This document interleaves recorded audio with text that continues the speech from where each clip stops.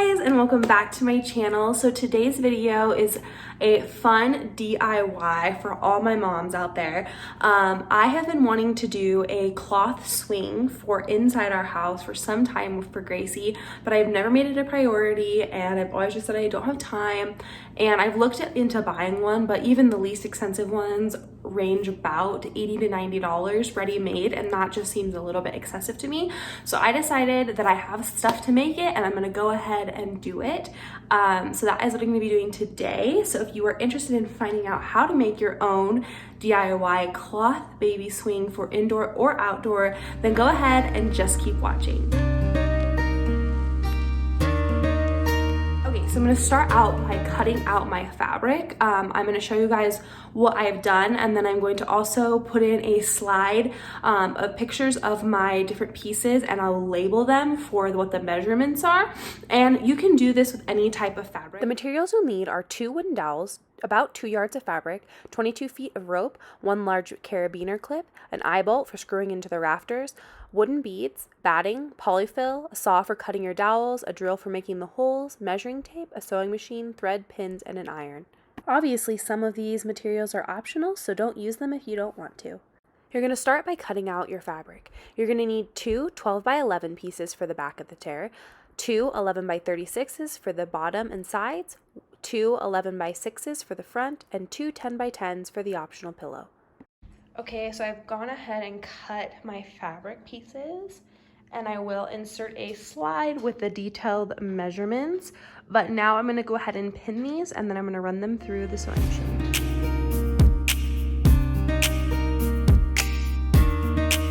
Okay, so I went ahead and just pinned all of these, and now I'm going to take them and sew them.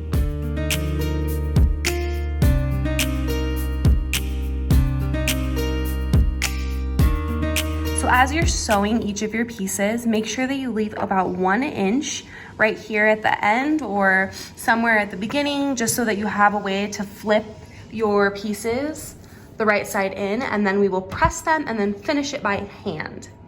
Okay, so I went ahead and sewed all of my pieces, and I flipped all of them except for this, which is the optional pillow that I'm going to also make to either stick in the back of the swing or on the bottom, whatever is best for babe.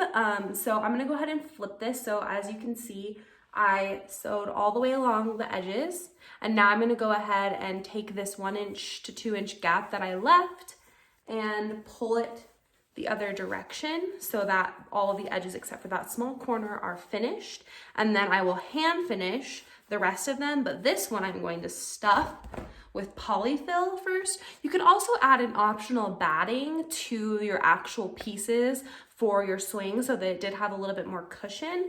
I think that if Gracie was younger, I probably would do that, but because she is almost 2, I don't really feel the need for that. So I am just going to make a little pillow so that she has a little bit of padding, and then also if my friends' babies want to try the swing, they can. So I went ahead and flipped it, and as you can see, I just have this one section that needs to be finished. So I'm gonna go ahead and hand finish those pieces and press them. Okay, so I'm gonna go ahead and press these, and that's gonna help me know where I want to combine them. So this long piece is our seat. So I'm gonna go ahead and just flatten it out so it's even and a little easier to manage.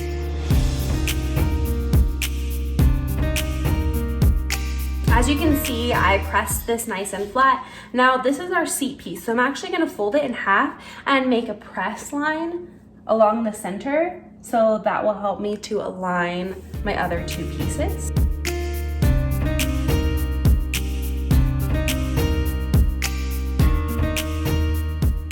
Now that I press the back, I'm going to put it the 12-inch side up and the 11 side at the top, and I'm going to also fold this in half so that I'll be able to attach it evenly. Now finally I'm going to press the front. I'm also going to fold this in half lengthwise and press it again. Now that I have them all pressed and folded, I'm gonna go ahead and combine them piece by piece. When I open up this main piece, then I'm going to take what will be the back and I'm going to just align it and barely cross it over. I'm going to align the seams on these pieces so that they will be nice and straight and in the center. And then I'm going to go ahead and pin this down so that I can attach it. Now I'm ready to attach this piece, and then I'll be right back to attach the front. Now that I have attached the back, I'm going to go ahead and attach the front.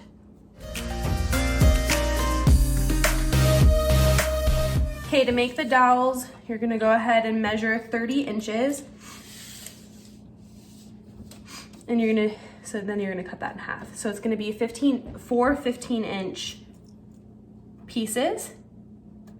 Once you've cut your dowel, go ahead and measure 1.5 inches from the end, and then you're gonna make a mark, and that's where you'll drill your holes. Do this on each end. To make the pockets for the dowel, I went ahead and folded about 1.5 inches of fabric over around the dowel, and then I pinned it. Then I removed the dowel and ran it through a sewing machine. I did this for the top of the back, the sides, and for the front piece. That way I had pockets for all 4 of my dowels. So now that I sewed my pockets, I went ahead and inserted my dowels, and now it is time to go ahead and put our rope through it and add our beads and hang this puppy up.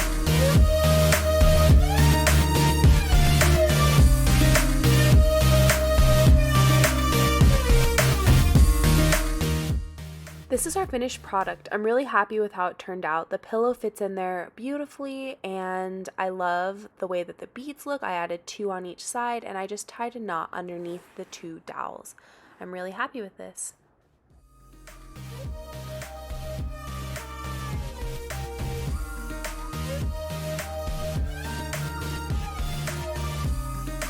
I hope you enjoyed this video. This was a super fun and easy, cost-effective way to create an indoor cloth swing, and my daughter obviously loves it. So if you made it this far, please give this video a like and hit subscribe, and I'll see you in the next one.